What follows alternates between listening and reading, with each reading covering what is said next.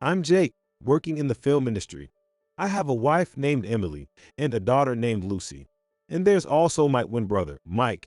Mike and I may look alike, but we're completely opposite on the inside. I'm serious and like to work steadily, a real introvert and nerd, whereas Mike does things carelessly and is always goofing off. We were the classic examples of an introvert and an extrovert. Mike had many connections and was everyone's favorite. He might not have been responsible, but he had charm. And whenever something happened, people would help Mike out. When we did something bad in the past, only Mike would get off easy, and I would be severely scolded. Mike always used to say to me, Jake, you should learn to socialize instead of just studying all the time. Hard work alone is pointless. In society, it's not the capable ones who get promoted, but those who are liked by their bosses. All your effort is wasted and you'll always be tired. He looked down on me like this. Indeed, Mike, being liked by everyone, always had nice things done for him. If Mike asked, our parents would buy him anything, and he would receive sweets from the neighbors. I wasn't excluded, but clearly, Mike was having a better time than I was. I was envious of that, but I never wanted to be like Mike. To me, Mike was too carefree, and I couldn't stand him on a fundamental level. Knowing the value of what is earned through effort, I could only feel pity for Mike. Laughing off failing grades was something I could never do. The same went for love. While I kept updating my status as a virgin, Mike dated many women. I met so many of Mike's girlfriends. Countless. After graduating high school, Mike left home to pursue a career as a musician. Feeling both jealousy and disgust towards Mike, I was relieved when he left. I thought I could now lead a peaceful life without being disturbed. Since then, Mike and I lost contact. I never heard of Mike becoming famous. And then, as an adult, I reunited with Emily, who would later become my wife, at an elementary school reunion. Emily was cute and had been popular in class even as a child. As an adult, she had become even more beautiful and was surrounded by people of both genders. So, I was surprised when such a popular person suddenly talked to me. It's been a while, Jake. Is your other half not here today?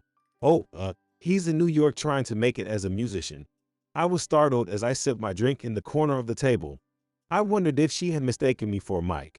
The stares from around us felt piercing. I couldn't look her in the eyes. Sweat started pouring out uncontrollably. Back then, I was attending a male-only college and hadn't interacted with women in a long time, so my heart wouldn't stop racing.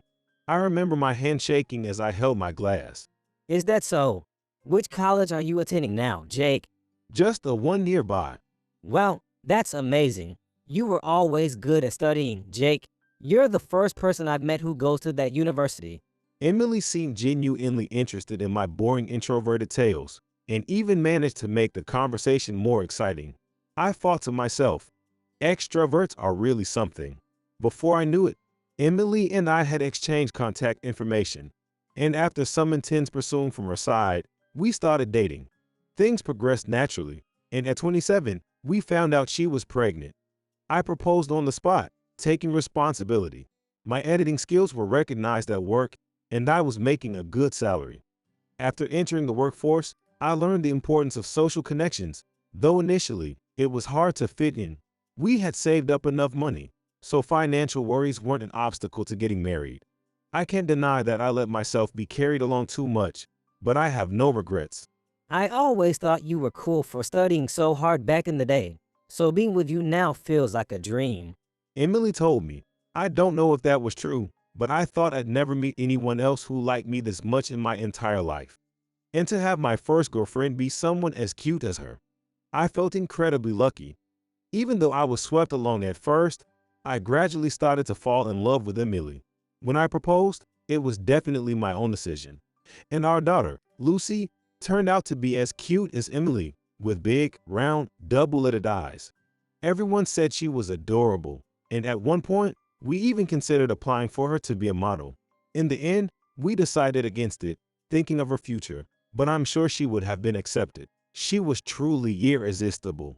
I doted on her like an angel, but maybe that was a mistake. Once Lucy started elementary school, I began to worry about something. She really hated studying.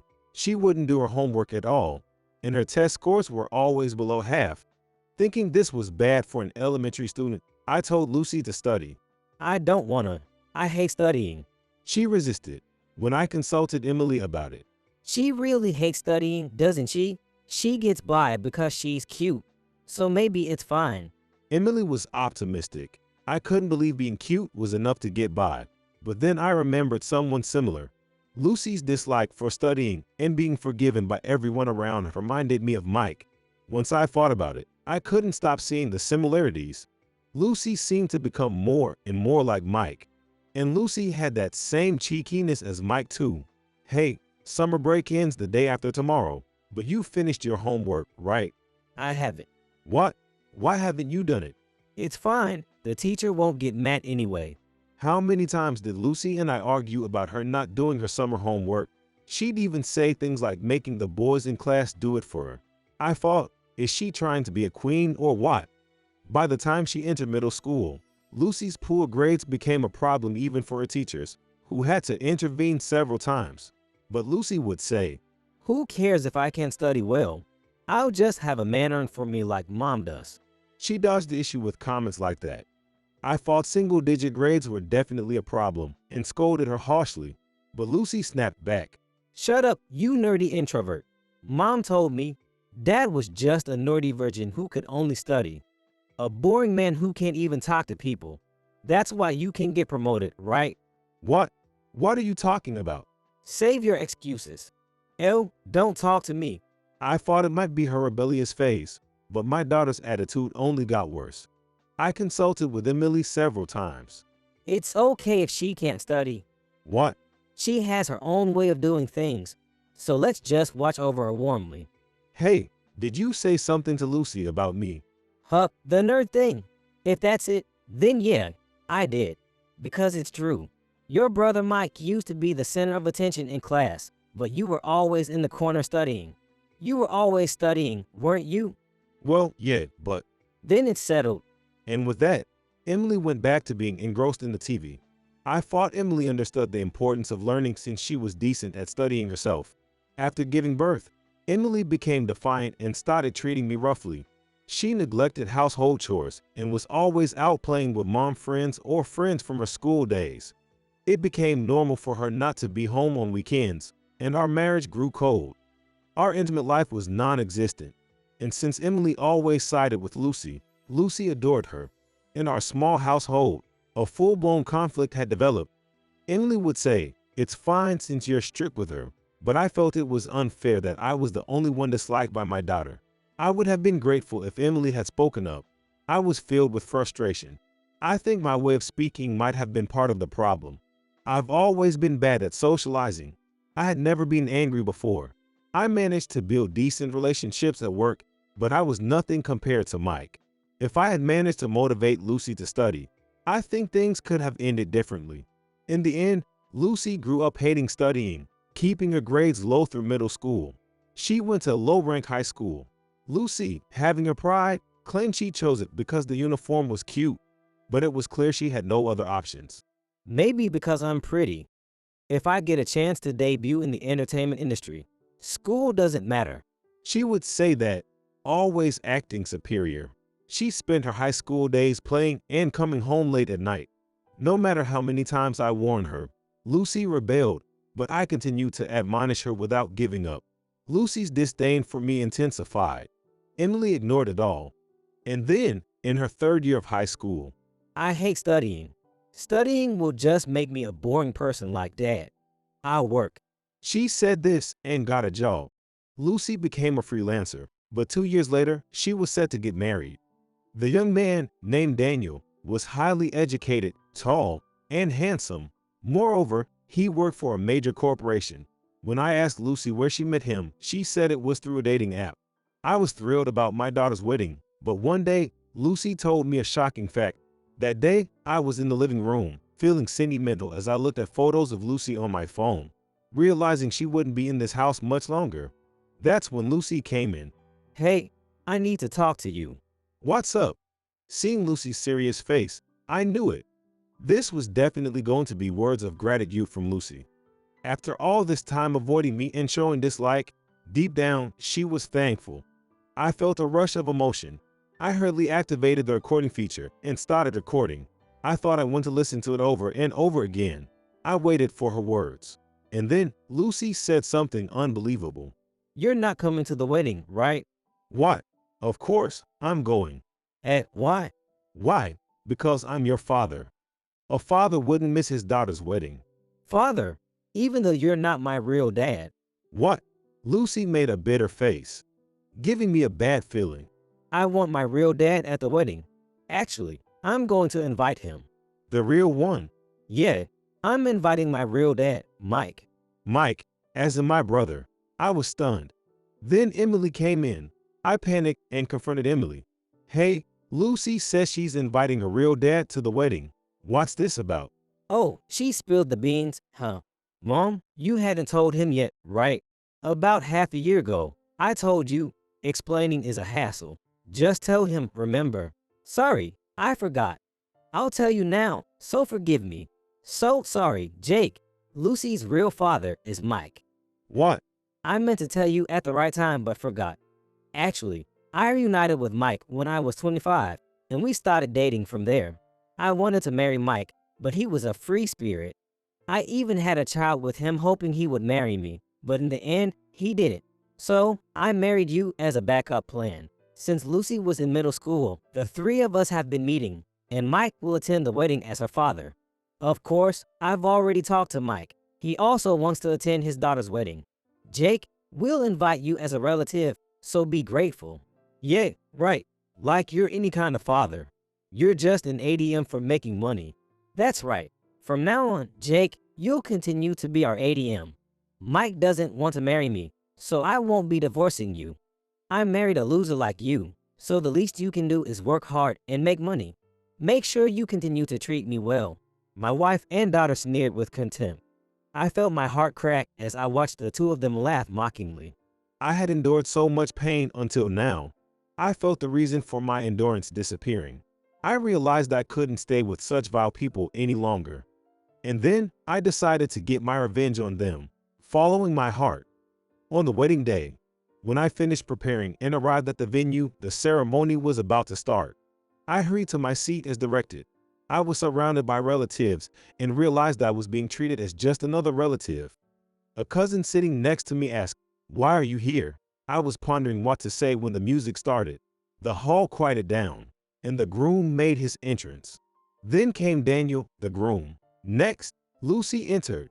Beside her was my brother Mike, whom I hadn't seen in a long time. At first glance, he hadn't seemed to change, but his gaze and aura had sharpened. He had a rougher appearance now. Emily watched the two walk slowly down the aisle, tearfully. It might seem like a beautiful scene to others, but for me, it was nothing but hell. As they came alongside me, Mike glanced at me and smirked. His face was filled with a sense of superiority. My anger reached its peak. I vowed to take revenge on the three of them. The ceremony went smoothly, and the reception started in no time. The bride and groom reappeared after changing outfits, and everyone started taking their photos. After the newlyweds took their seats, the host said, "Let's take a moment to look back at the memories of the bride and groom." On cue, the room darkened and a huge screen appeared, lighting up with a white screen. As everyone's attention was focused, the video started. A black screen appeared with the words, "This happened 1 week ago," in white. And then, the next moment, You're not coming to the wedding, right? "What? Of course, I'm going." Why? "Why? Because I'm your father. A father wouldn't miss his daughter's wedding." Father, even though you're not my real dad. "What?" Wait, what is this? What the heck is this? Lucy's loud voice caused a stir in the hall. The audio continued to play, revealing that Mike was Lucy's real father. Yes, I had edited the audio I accidentally recorded and replaced a wedding movie with it. Before coming to the venue, I told the staff that I had accidentally given them the wrong data and replaced it with the video I had made. The staff were a bit skeptical at first, but after seeing my business card and understanding that I work in video production, they believed me. The innocent staff were flustered by the sudden turn of events, frantically trying to communicate with someone. To prevent the video from being stopped, I stood up and headed towards the host. "Excuse me, may I borrow the microphone?" Yes, of course. After Emily's ADM statement ended, I began to speak. "I apologize for this sudden disturbance. Up until a week ago, I was considered the bride's father. This video shows what my daughter Lucy and my wife Emily said to me a week ago. I love them both. However, they trampled on my feelings and mocked everything I had been for the past 20 years. I simply cannot forgive that. Since we haven't had the chance to talk about it, I'll ask now. Lucy, you have always treated me terribly, haven't you? Is it because I'm not your real father? Oh, no answer. I see. Then, Mike, how did you feel knowing I was raising a child that wasn't mine? My brother, who had been smug until a moment ago, now had panic written all over his face. What are you talking about? Jake, you're making no sense. The ones making no sense are you two, aren't they? Ruining your daughter's wedding? How despicable. Yes, it is. Except she doesn't seem to be my daughter, after all. Right, Emily? I'll ask. Lucy, are you Mike's or my child? The relatives here have been wondering the same thing since earlier. Of course. Why am I, her father, sitting here while this newcomer brother is up there as the father? Could we have an explanation, please? And how did you feel about your plan cuckolding succeeding? Well, what is going on? Why are you ruining my wedding? What's fun about this? What's wrong with having Mike as the real father? Jake, you're just a fake father, so just keep quiet, you jerk. Right. Nerdy introvert Jake should just stay in his place. Yes, just put down the mic already. You're just in the way. Amidst the chaos from the three of them, the crowd was in shock. Then I turned to a certain individual. What will you do, Daniel?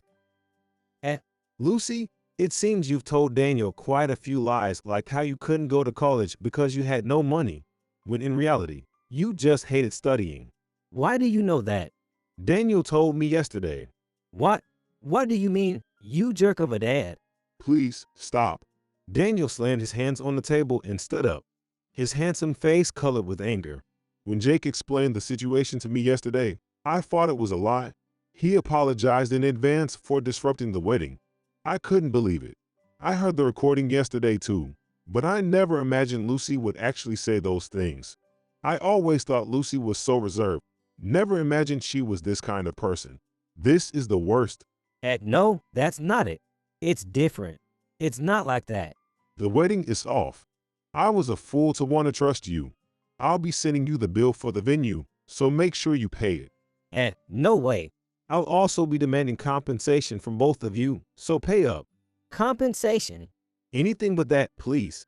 It's fine. Lucy can be your daughter, so no compensation, please. No way. From now on, deal with my lawyer. Don't ever contact me again. After leaving the venue, that day came to an end. I divorced Emily and collected a substantial amount in compensation from her and Mike. Lucy also faced a breach of engagement lawsuit from Daniel, and all three of us plummeted into hell together. Now, they're supposedly living in a shabby, cramped apartment. Apparently, Mike had already accumulated a mountain of debt due to his gambling addiction. My compensation just added to that, and they now face daily visits from debt collectors. Emily and Lucy seem to be working hard at jobs introduced by the collectors, but I'll leave out what kind of jobs those are. Mike was taken away by the collectors, and his whereabouts are now unknown. I, on the other hand, used the compensation to equip myself with the latest devices and am living a fulfilling life. In fact, I'm planning to start a video production company soon, taking on the challenge with trustworthy friends. It's incredibly busy, but I'm enjoying every day.